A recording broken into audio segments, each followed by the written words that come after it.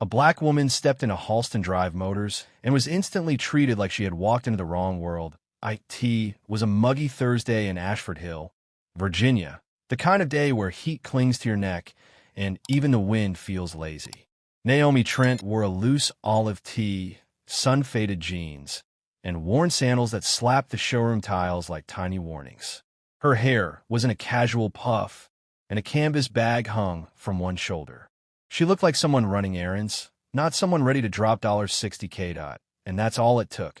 The moment she entered, a tall white guy with sunburned arms and a smirk, Kyle Dorsey, according to his name tag, nudged his co-worker behind the desk. "You sure you're not lost, sweetheart?" he called out across the rows of polished metal. His buddy, Mason Lee, chuckled like it was the best joke he heard all week. Naomi didn't flinch. She'd been laughed at before. She'd been doubted all her life, on buses, in boardrooms, in bank lobbies. Still, that didn't mean it didn't sting. "I'm here to buy a car," she said plainly. Kyle raised his brows. "What's your budget?" $40 and a granola bar. Mason actually slapped the desk, laughing. Behind them, someone polishing a cherry-red coupe shook his head with a smirk. Naomi scanned the room. Near the back stood a younger man, tall, pale, quiet. His shirt had creases like he'd ironed it himself. He wasn't laughing. His tag read Logan Shaw, sales consultant. She caught his eye. He gave a small nod. "Respectful." Kyle piped up again. "We've got a nice used minivan out back. Probably more your speed." His voice dripped with sarcasm. Naomi ignored him. She walked straight toward a deep charcoal Lyra GT, sleek and growling silently under showroom lights. She trailed her fingers along the side mirror. "What about this one?" she asked. Not to Kyle, but to the room. Mason scoffed. "That's a $62,000 car, ma'am. You might want to keep dreaming." But Logan was already approaching, tablet in hand. "I can help with that," he said. His tone was warm. "No jokes. No assumptions." Naomi gave a small smile. "Let's hear it." Logan launched into the specs. Twin-motor AWD, instant torque, panoramic roof, real leather interiors. She listened, asked sharp questions. Trade-in values. Charging station compatibility. He blinked once, impressed, but never patronized. Kyle muttered, "Waste of breath," and drifted off to fake-check inventory. Mason called across the floor. "You test-driven it yet? Or just pretending you're Oprah?" Naomi's jaw clenched. She looked at Logan. "Let's drive." He grabbed the keys. The Lyra glided onto the lot, smooth and silent like a secret.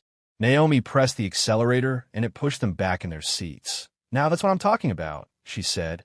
Eyes gleaming, Logan laughed. "Told you, it's a beast." Back at the dealership, she parked with precision. "I'll take it," she said. "Full price. Today." Logan blinked. "Wait, seriously?" Naomi pulled out her phone. "Let's get the paperwork going." Inside, Kyle and Mason were still joking by the water cooler. "She pretending to buy it now?" Kyle snorted. Mason added, "You're right. Let's see that credit score." Logan's voice was sharp now. "She's paying cash."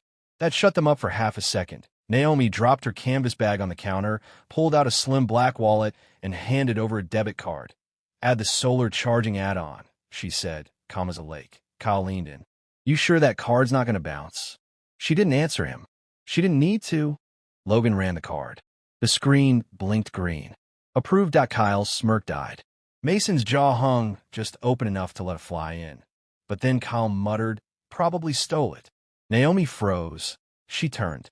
Not with rage. Not with a scream. Just a quiet, slicing, "Excuse me?" Before he could stammer a reply, the showroom doors swung open. A man in a navy suit stepped in. Steel gray hair. Black briefcase. Confidence in every step. "Where's Naomi Trent?" he said aloud. She raised her hand. He walked straight over. "Got the lease contracts you asked for," he said. "Everything's lined up for Monday." She nodded, flipping through the papers. "Perfect. I'll review tonight." The suit, Mr. Vernon, CEO of Trent Property Holdings, gave the Lyra a glance. "Nice choice. See you at the investor meeting." Then he was gone. The room was silent. Logan looked stunned. "Investor meeting?" Naomi slid the folder into her tote. "Yeah, I'm a new board member. As of next week." She looked up at him. "Today I was just shopping." The showroom was quiet now. the hum of fluorescent lights filling the space as Naomi Trent stood at the counter, her purchase complete, her calm demeanor hanging heavily in the air. The tension between her and the salesman was palpable. Naomi wasn't surprised. She had learned to expect this kind of treatment in spaces where she didn't belong, not because of who she was, but because of who they thought she was. "Mr. Vernon," she said, her voice carrying easily across the room, snapping the moment of silence. The man in the navy suit, tall and confident, stepped toward her. He carried a briefcase that gleamed in the light, his gray hair slicked back and his eyes sharp. He had the kind of presence that made everyone around him instinctively straighten their posture. When he approached, the atmosphere in the showroom shifted. Even the salespeople seemed to instinctively stand taller, like something larger than the moment was unfolding. "You got the papers?"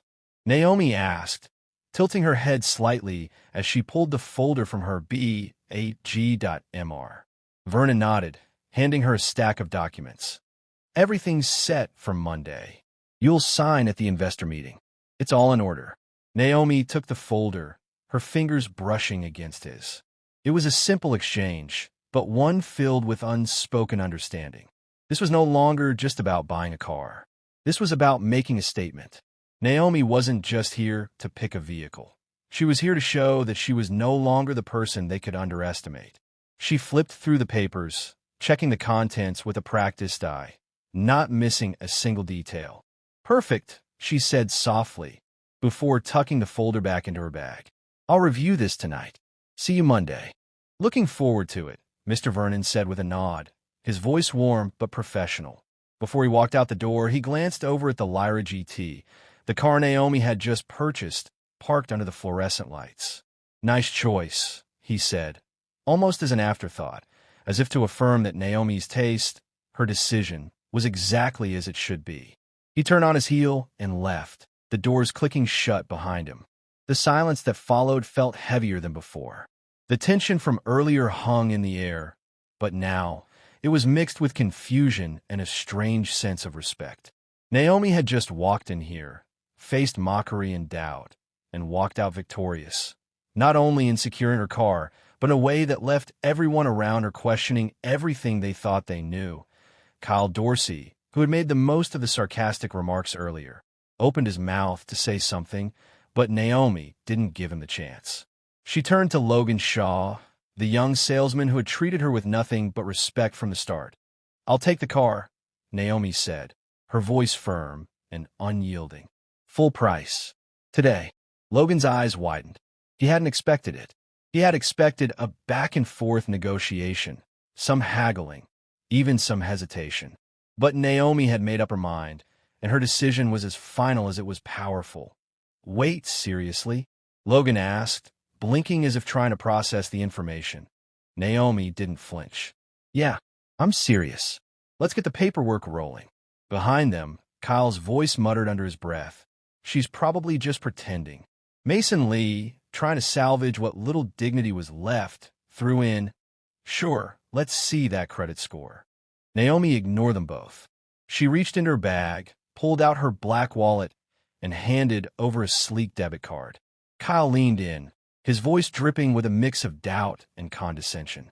"You sure that card's not going to bounce?" This time, Naomi didn't respond. She didn't need to. Logan took the card and ran it through the terminal. The screen flashed green.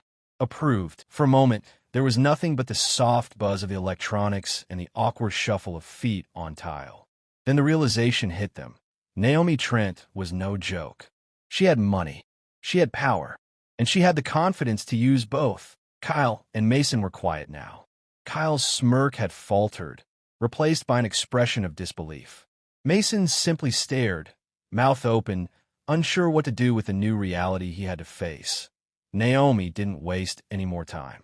She grabbed the keys to the Lyra GT, giving them both one last, long look before heading toward the exit. As she reached for the door, Kyle muttered something under his breath, but Naomi didn't stop. She'd heard it all before. When she reached the lot, the car seemed to greet her, its sleek, charcoal exterior gleaming under the sunlight. She slid into the driver's seat, the leather cool beneath her fingers, the power of the vehicle humming under the hood. Logan followed her outside, his hands in his pockets, watching her with a look of admiration. "You made it look easy," Logan said, a smile tugging at the corners of his lips. Naomi smiled back, starting the engine with a purr that echoed in the open space. Nothing worth having is ever easy. The car surged forward, the tires biting into the pavement, and Naomi felt the power of the moment. It wasn't just about the car or even the money. It was about showing the world that no matter how much they underestimated her, she was capable of so much more. As she drove away from the dealership, she felt the weight of the past few hours lift off her shoulders, replaced by something lighter, something stronger. Naomi Trent had arrived, and she was ready for whatever came next.